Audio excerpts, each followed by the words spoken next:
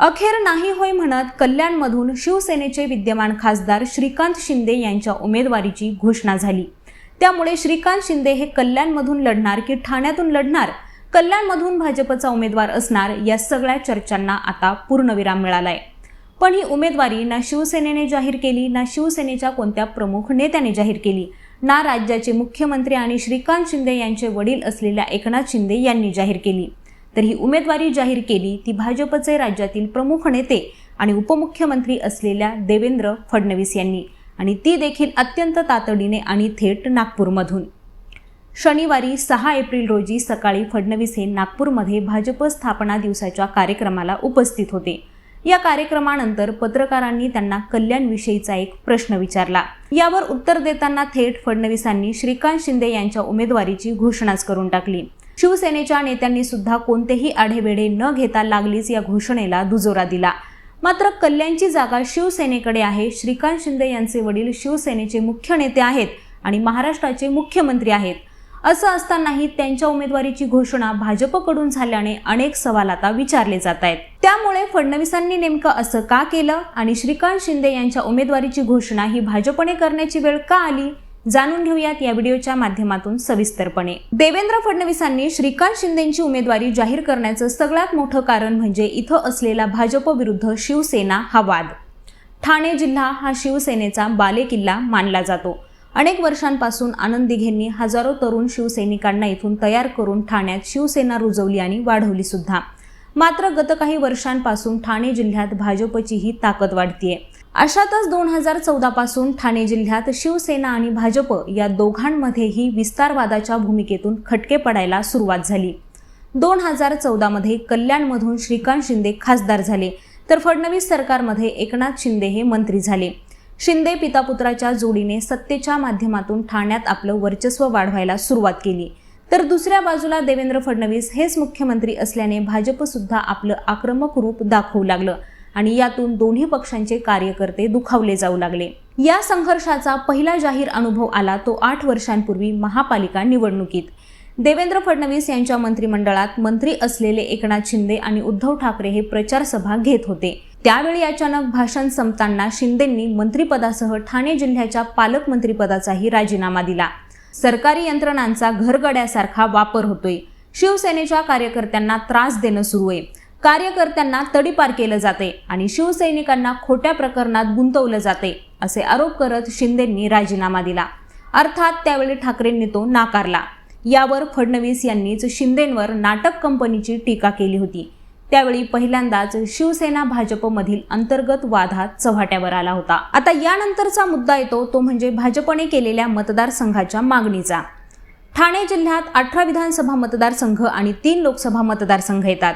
यातील ठाणे आणि कल्याण हे दोन्ही मतदारसंघ शिवसेनेकडे, तर भिवंडी हा मतदारसंघ भाजपकडे आहे असं समीकरण आहे। पण 2019 मध्ये ठाणे जिल्ह्यातून भाजपचे 9, शिवसेनेचे 5, राष्ट्रवादीचे 2, मनसेचा 1 आणि समाजवादी पक्षाचा 1 असे आमदार निवडून आले।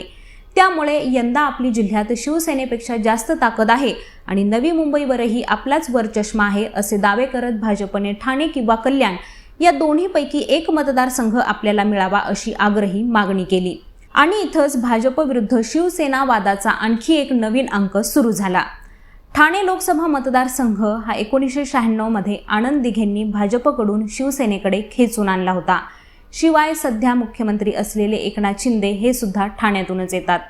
मुख्यमंत्र्यांच्या राजकारणाचं मूळच ठाणे जिल्हा आहे, तर कल्याण लोकसभा मतदारसंघ हा श्रीकांत शिंदे यांच्याकडे। त्यामुळे दोन्हीपैकी कोणत्याही एका मतदारसंघाची मागणी करत भाजपने एकनाथ शिंदे यांच्या मुळावरच घाव घातल्याची चर्चा होतीये। आणि हेच ओळखून शिंदेंनी सुद्धा भाजपच्या या मागणीला तीव्र विरोध करायला सुरुवात केली। पण भाजपने आपली मागणी काही सोडली नाही। त्यामुळे कल्याण लोकसभा मतदारसंघात श्रीकांत शिंदेंना असलेला विरोध आणि ठाण्याचे शिवसेनेसाठी असलेले महत्त्व हे लक्षात घेता श्रीकांत शिंदे हे ठाण्यातून लोकसभा लढवतील अशीच चर्चा होती। मध्यंतरी भाजपचे केंद्रीय मंत्री अनुराग ठाकूर यांनीही कल्याण लोकसभा मतदारसंघाचा आढावा घेतला होता आणि तेव्हापासूनच तर कल्याण भाजपकडे जाणार अशा चर्चांना बळ मिळालं। त्यानंतर शिवसेनेच्या पहिल्या यादीतही श्रीकांत शिंदे यांचं नाव जाहीर झालं नव्हतं। स्वतःच्या मुलाचीच उमेदवारी पहिल्या यादीत जाहीर न करू शकल्याने मुख्यमंत्री शिंदेंनाही विरोधकांच्या टीकेला सामोरं जावं लागलं। मात्र शिंदेंनी या दोन्ही मतदारसंघासाठी भाजपसमोर आक्रमक भूमिका घेतली। त्यामुळे आता कल्याण तरी ते स्वतःकडे ठेवण्यात यशस्वी ठरलेत।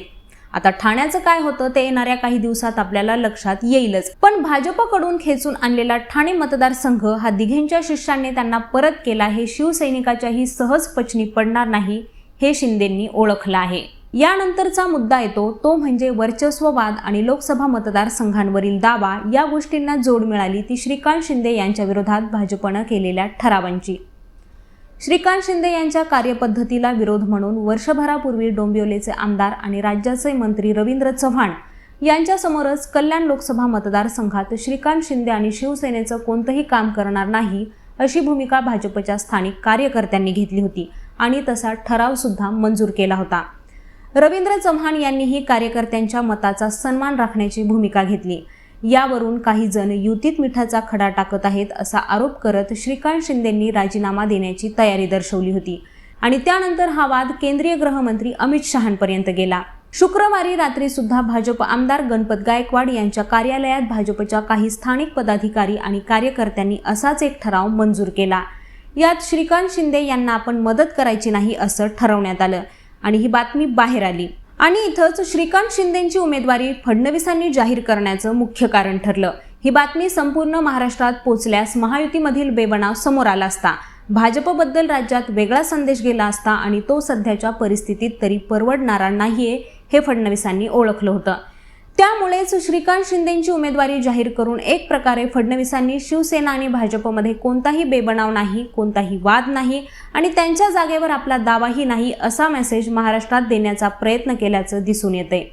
याशिवाय आत्तापर्यंत आपण ज्यांच्या उमेदवारीला, कार्यपद्धतीला आणि एकाधिकारशाहीला विरोध करत होतो त्यांची उमेदवारी आपल्याच नेत्यांनी जाहीर केल्यानं भाजपचे नेते, पदाधिकारी आणि कार्यकर्ते यांच्यातही एक सूचक संदेश गेलाय। त्यामुळे तुर्तास तरी भाजपला श्रीकांत शिंदेंना होणारा विरोध नाईलाजाने थांबवावा लागणार आहे आणि पुन्हा एकदा त्यांच्याच विजयासाठी झटावं लागणार आहे हे मात्र नक्की आहे। आता मंडळी, याबद्दल तुमच्या काय प्रतिक्रिया आहेत ते आम्हाला कॉमेंट करून नक्की सांगा। तसंच यांसारख्याच राजकीय घडामोडी या विश्लेषणासहित जाणून घेण्यासाठी लेट्स अप मराठीला सर्व सोशल मीडिया हँडलवरती फॉलो करायला विसरू नका आणि पाहत रहा लेट्स अप मराठी।